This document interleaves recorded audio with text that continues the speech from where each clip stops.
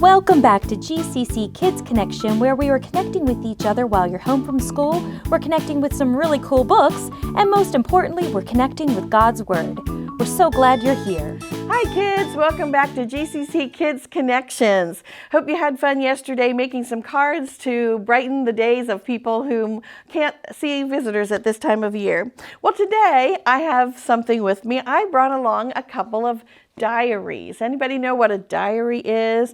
Some people still keep diaries, but that used to be a really big thing long ago where people would keep a diary and every day they would write down something that happened that day or what the weather was like. Well, I have a very special diary here that was my grandma's diary, and she kept a diary faithfully for as long as I knew her. She was sort of a lady of few words. She didn't write a lot, but she always kept track of what she was doing on that particular day. So when we went through her things after she passed away, I kept the one that was for the year that I was born. So I have her 1960 diary, and it's really cool because it also has the name Watton Shands on it, which was a big store in Lancaster City when I was growing up. So I thought it would be curious to see what she wrote on the day that I was born, because I was the first child of my parents. So on November 6th, she wrote, "Fair and cooler at Sunday school and church, and when we came home, Glenn was here." Glenn was my dad, because Betty's in the hospital. "A baby girl this evening. Went to see Grandma in the evening." Then the next day she wrote, on November 7th, "Went to see the new baby at the hospital." And then several days later, she finally wrote, on the 9th, "Baby's name is Patricia Ann. I guess it will be Patty." So that's kind of fun.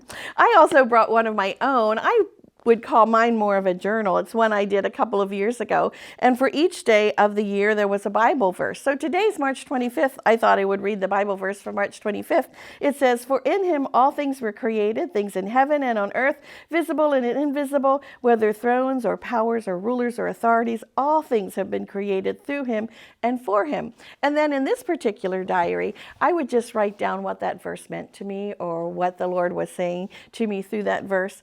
So that this day I just wrote, "You, Lord, are the creator and the sustainer of all. Our God is an awesome God. Things in heaven and on earth, things that we can see and things that we cannot see, those in power and authority, everything was made by you and also for you. I praise you, Lord, the creator and sustainer of all."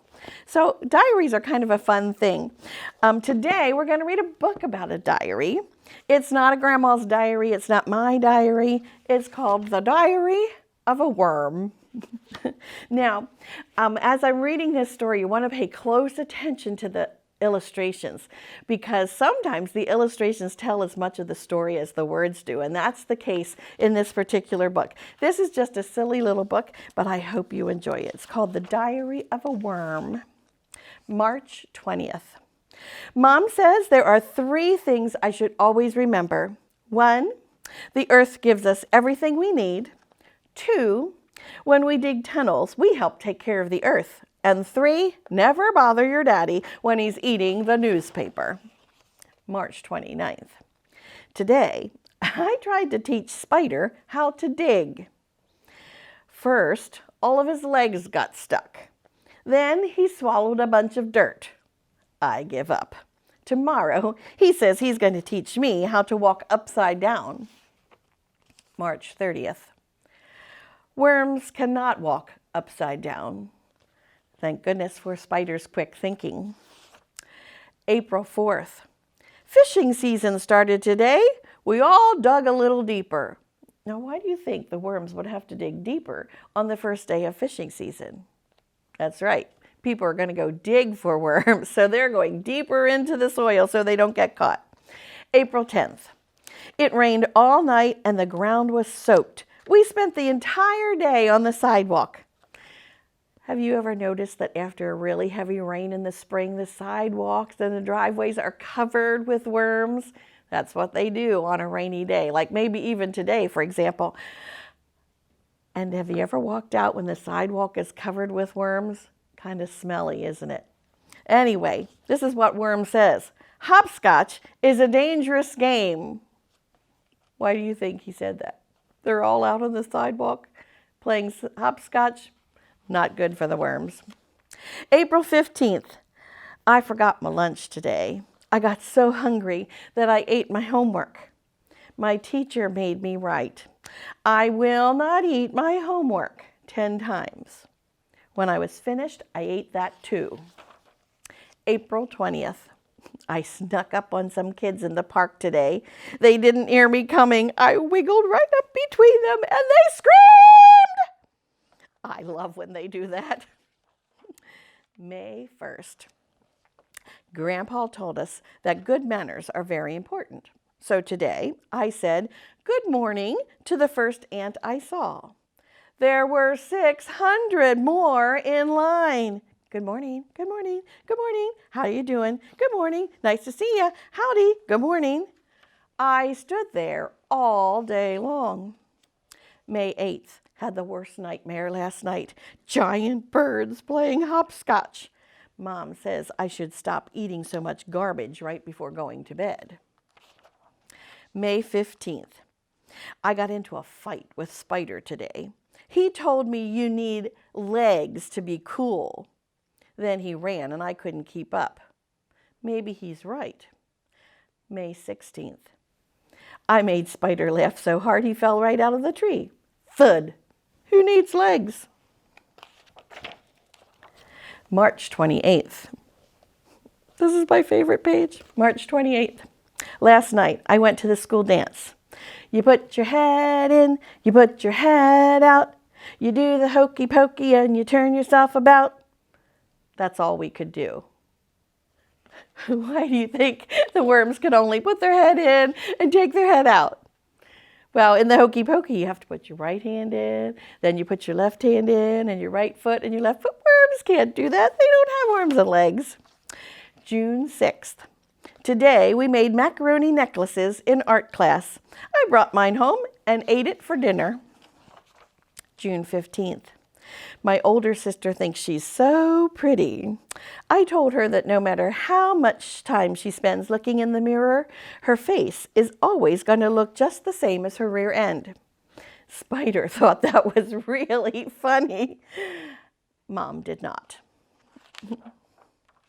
When I grow up, I want to be a Secret Service agent. Spider says I will have to be very careful because the president might step on me by mistake.